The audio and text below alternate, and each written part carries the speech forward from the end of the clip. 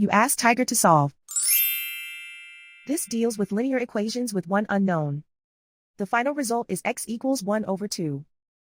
Let's solve it step by step. Group all constants on the right side of the equation. Add negative 1 over 16 to both sides. Combine the fractions. Combine the numerators. Reduce the zero numerator. Simplify the arithmetic. Combine the fractions. Combine the numerators. Find the greatest common factor of the numerator and denominator. Factor out and cancel the greatest common factor.